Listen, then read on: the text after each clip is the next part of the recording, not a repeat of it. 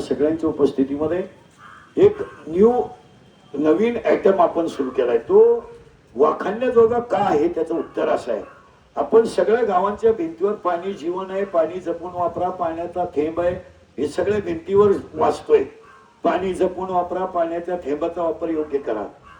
परंतु दीपक महाराजांनी सांगितल्याप्रमाणे ज्ञानेश्वरीची निर्मिती ही नेवाशाला जरी झाली तरी ज्ञानेश्वरी निर्माण होण्याच्या अगोदर 3 संगम आहेत, प्रवरा, मुळा आणि गोदावरी. तिथं मोहिनी जेव्हा समुद्र मंथन झालं आणि समुद्र मंथन झाल्यानंतर समुद्र मंथन करणारे राक्षस जे आहेत दानव हे विषाच्या बाजूने होते आणि ते साधू संत जे आहेत ते शेपटीच्या बाजूने होते. आणि जेव्हा रवी करून जेव्हा ते विष बाहेर पडायला लागलं ते विष प्रथम पहिल्यांदा भगवान शंकराने ग्रहण केलं. त्यांचा कंठ निळा झाला म्हणून त्यांचं नाव निळकंठ झालं. भगवान शंकराचं नाव निळकंठ झालं कारण त्यांनी ते अमृत आपलं विष प्राशन केलं.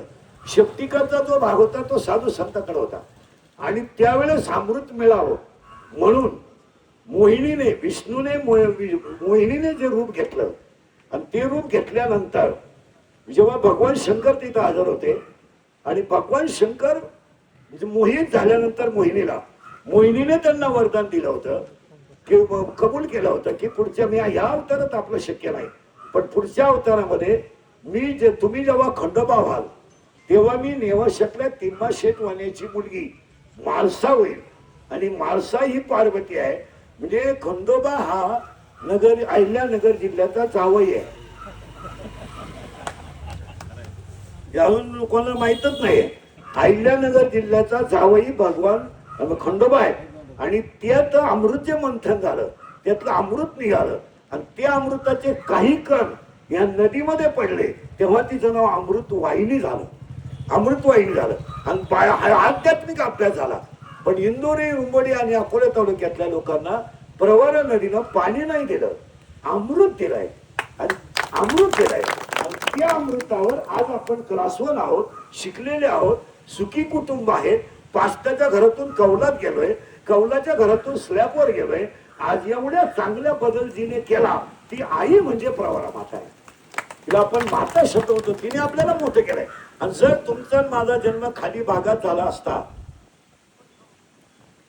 थोडा एक विचार करा, इथून 50 किलोमीटरवर खाली गेलो असतो तर पाणी हा शब्द आपल्याला उन्हाळ्यात पाहायला मिळाला असता.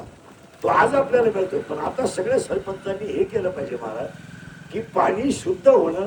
आम्ही रोज कीर्तना सांगतोय नद्या स्वच्छ झाल्या पाहिजे, नद्या स्वच्छ झाल्या पाहिजे. आपली तरी नदी बरी आहे.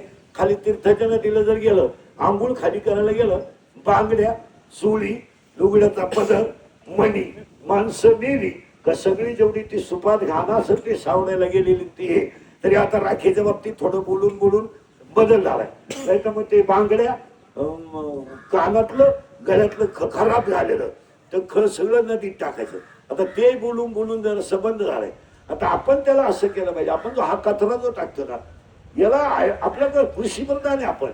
आपण त्याला खड्डा घेतला पाहिजे, त्या खड्ड्यात ते टाकलं पाहिजे. कालांतराने काढून त्याचं प्युअर खत तरी तयार होईल. आता तुम्ही हे नदीच्या कडेला टाकलं काय प्रॉफिट आहे तुम्हाला? त्याला काहीच नाही. ते जर खड्डा घेऊन टाकलं असतं तर एक चांगल्या प्रकारचं खत तयार झालं असतं. आणि संदीपला सांगून देतो 1-2 महिन्यामध्ये मी तुम्हाला हे एकदम क्लिअर करून देतो, जागा स्वच्छ करून देतो. काही 50 फोटो घेताय ती स्वच्छ करून देतो. कधी धनाटायचा आमदार साहेब आहे. धर्माच्या, देवाच्या आणि विकासाच्या कामाला विदाऊट राजकारण लोक एकत्र पाहिजे.